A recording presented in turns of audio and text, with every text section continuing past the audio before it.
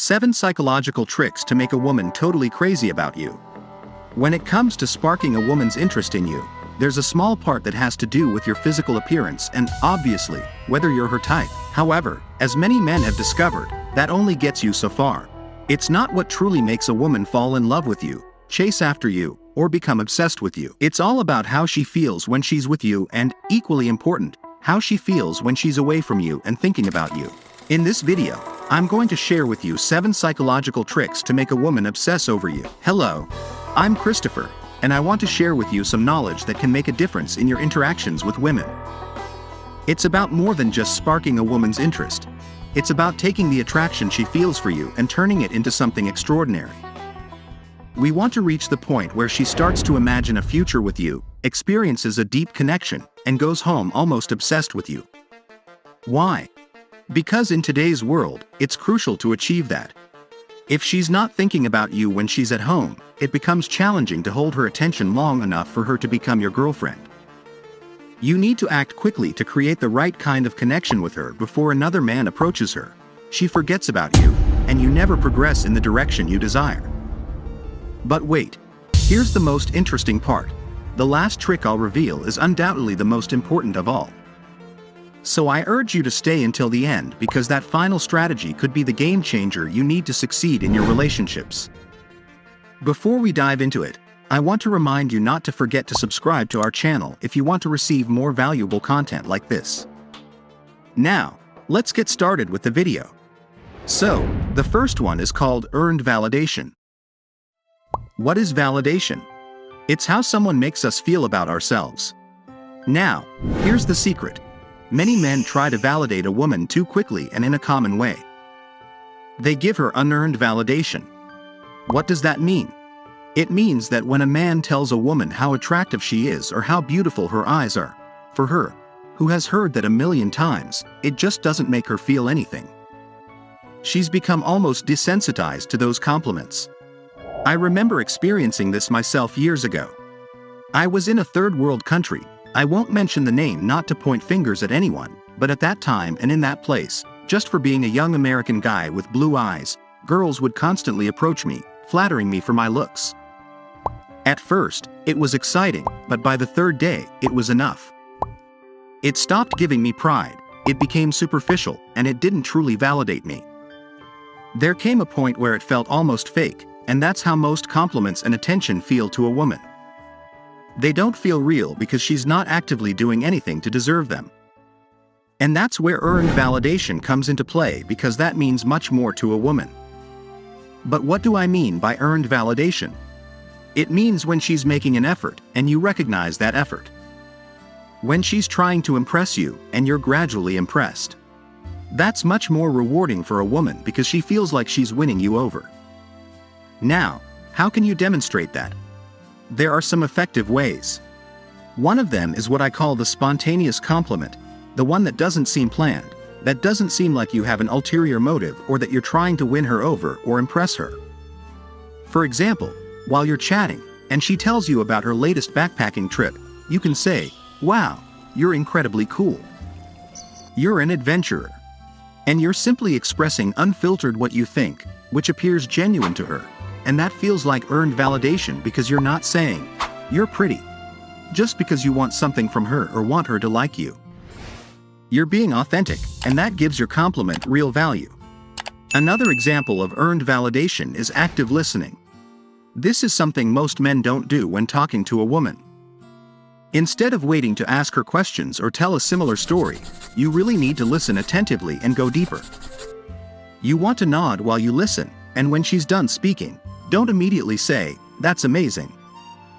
Instead, say, "I understand," and ask a deeper question like, "How did that make you feel?"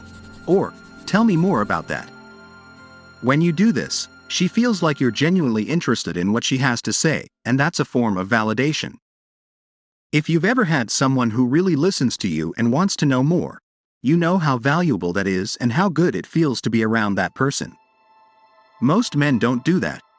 When they're with a woman, they're just waiting for their chance to speak and try to impress her. But the reality is, when she's trying to impress you, and you're gradually impressed, that's much more rewarding for her. Another quick way to show earned validation is instead of saying directly, "You're amazing," or "You're so adventurous," you do it in the third person. While you're talking, you can say, "I was telling my friend about that story you told me the other day." By validating her story in front of a third person, the intensity is increased even more. If you've ever heard someone talk about how funny you are in front of another person, you know how rewarding that is. So, doing it in front of a third person will be even more powerful for her than if you simply did it directly to her. That's earned validation. Now, let's move on to the next technique you need to master when it comes to triggering obsession and using psychological strategies to make a woman obsess over you. Trick number 2 is called 2 steps forward, 1 step back. This approach involves strategically advancing and retreating.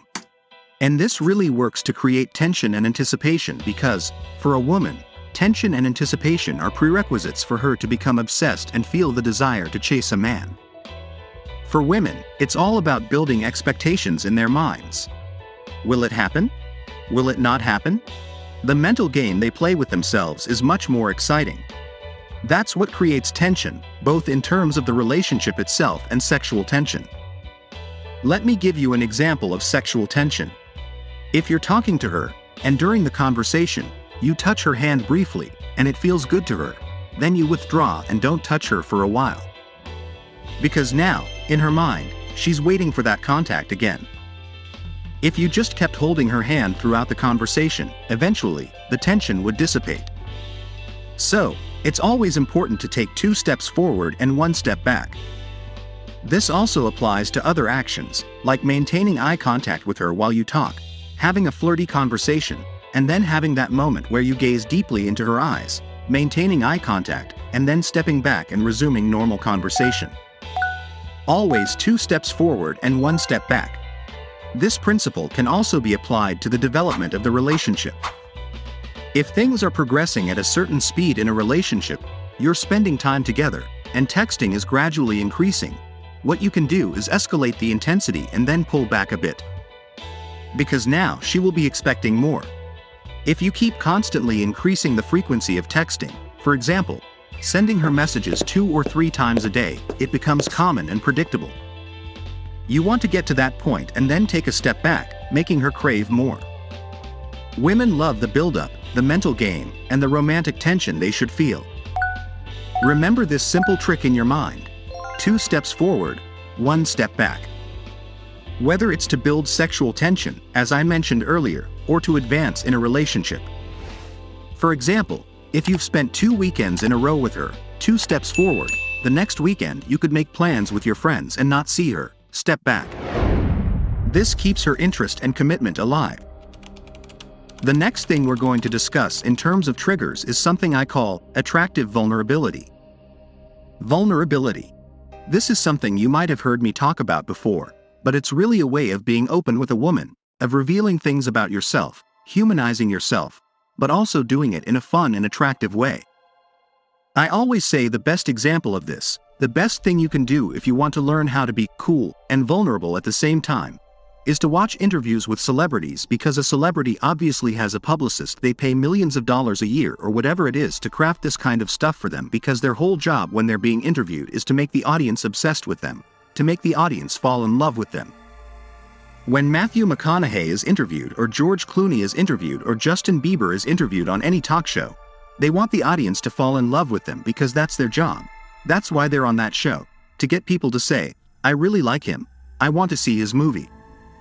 So, what they've learned is that if Matthew McConaughey goes on stage and tries to impress you by talking about his giant mansion, his yacht, and his sexy model girlfriend, we're not really going to like him. So instead, he goes up and tells funny anecdotes about his life that make him seem like a real person. That's what you need to do with women, because there has to be a certain level of openness, but you have to do it in a fun way.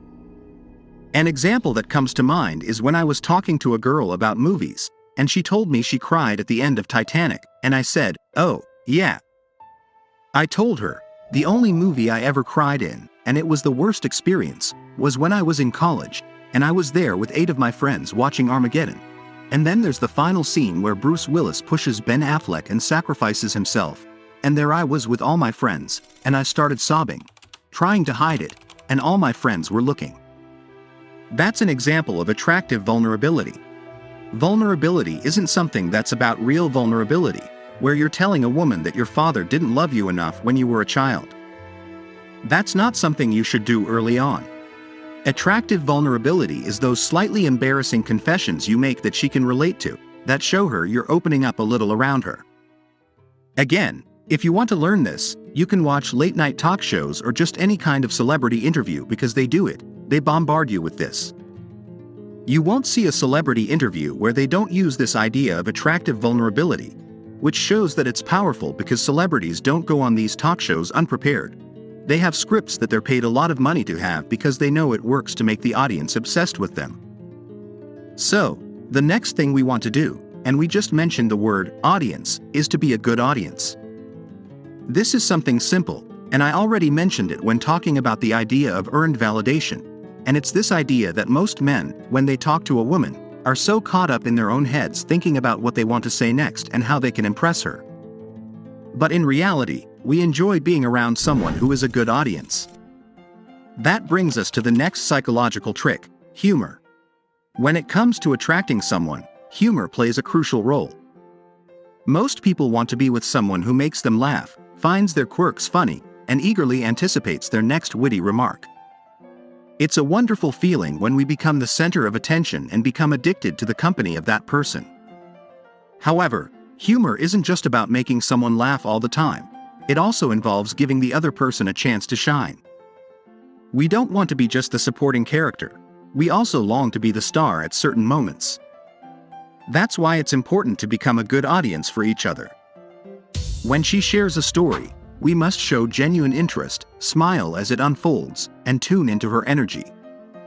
If she changes the tone and shares something more serious, we should relax, listen attentively, and show receptivity.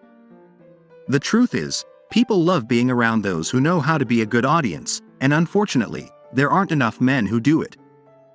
Many are too focused on their own stories and jokes, not paying real attention to what the other person is communicating. So, let her shine and enjoy the genuine connection that's created when you become that exceptional audience. So, the next technique is called partners in crime.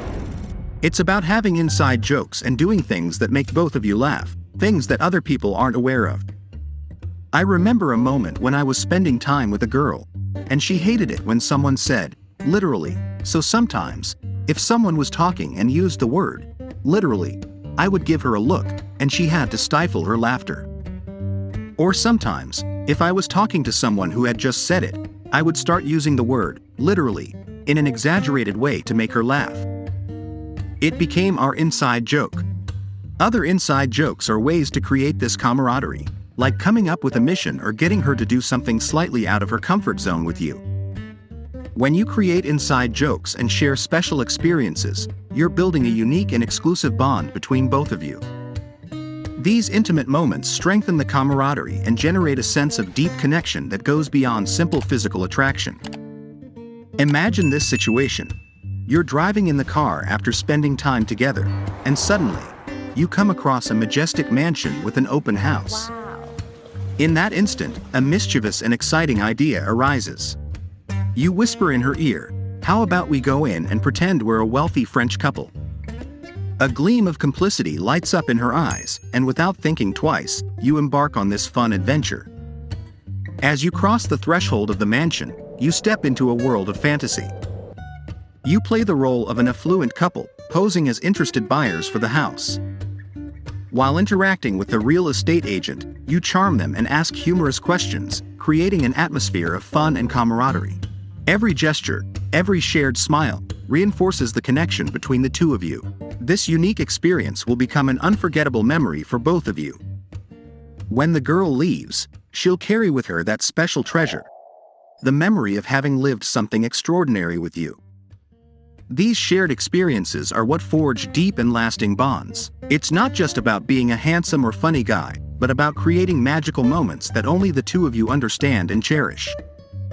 It's true that there are many good-looking and funny guys out there, but by combining all of these techniques and elements, you're positioning yourself as someone unique and memorable in her life.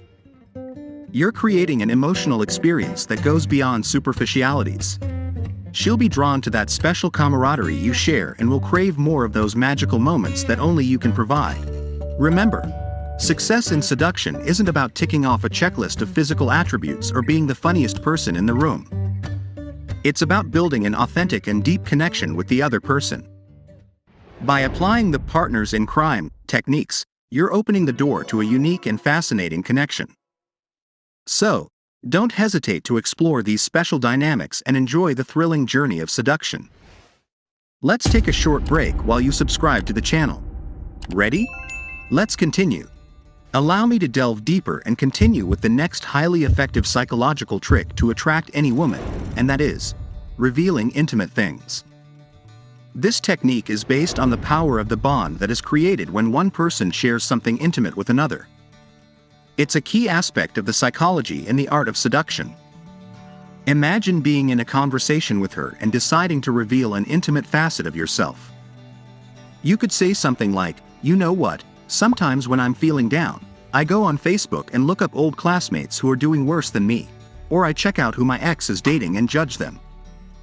I think things like, I'm more attractive than that guy, or I'm more successful." Have you ever felt tempted to do something like that? These confessions reveal thoughts and behaviors that are not normally admitted to just anyone but that we've all experienced at some point. The goal is to get her to share her own intimate experiences and thoughts, which will further strengthen the connection between you.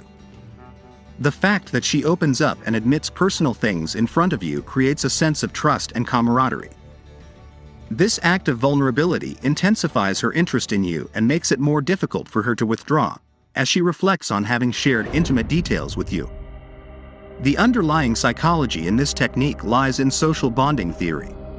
According to this theory, when two people share personal information and feel understood and accepted, a deeper emotional bond is established. By revealing intimate things, you're showing your authenticity and creating a safe space for her to do the same. As the emotional connection grows stronger, her attraction to you will increase. It's important to note that this psychological trick should be used responsibly and respectfully. It's not about manipulating or taking advantage of the other person's vulnerability, but about fostering a genuine emotional connection based on openness and mutual trust. Remember that psychology plays a fundamental role in the dynamics of seduction. By understanding the emotional and social mechanisms that influence our interactions, you can strategically use this knowledge to cultivate more meaningful and deeper relationships. Dare to explore the power of intimate connection and feel how the emotional bond strengthens on your path to success in seduction. Now, are you ready to hear the last trick? The final point we will address is called dissonance, and it's truly powerful. Dissonance can be misunderstood and used manipulatively, which is not our goal. I'll show you how to apply it ethically. Dissonance occurs when there are conflicting ideas in our minds. After having coaching calls with men for 15 years, I can assure you that obsession with a woman originates from dissonance. It means that a woman gives you signals that she likes you but then gives you signals that she's not interested. That's dissonance. For example, she may talk about the future and make comments about how she'll take you to her sister's wedding in 6 months, but then she constantly cancels plans with you. These conflicting ideas drive us crazy because our human brains need answers and coherence. Uncertainty and lack of conclusion make us very uneasy. Every time we experience this dissonance, our emotional investment in the other person increases. It's crucial to understand that applying dissonance alone without genuine emotional investment from the woman can be a common mistake. You'll hear advice like, "Make yourself desired," but I always say that if a tree falls in the forest and there's no one around to hear it, does it make a sound? The same applies when most men try to make themselves desired, because if the woman isn't paying attention or isn't interested in you, she won't even notice your efforts. Making yourself desired works when she is genuinely interested in you, when she's thinking about you, and when you've created that prior emotional bond. That's when you introduce dissonance into your mind, generating a strong desire for you. You'll be the man she constantly calls, seeks, and initiates plans with.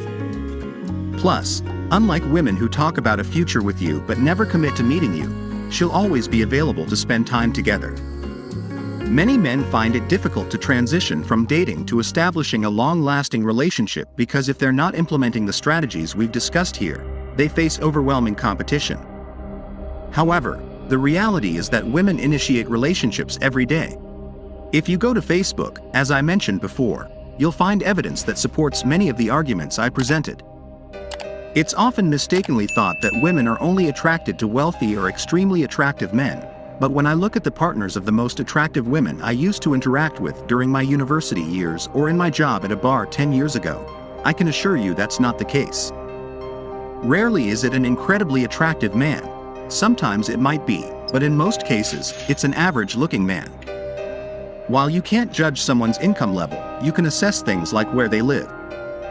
If they don't reside in an expensive area, it's evidence that they didn't marry an extremely rich man. So, what attracted her to that man? It was all those qualities and actions we mentioned. That's why she's willing to stop using dating apps and have a relationship with him. If you've enjoyed this video, I invite you to subscribe, leave me a comment, and let me know what topic you'd like me to discuss in my next video.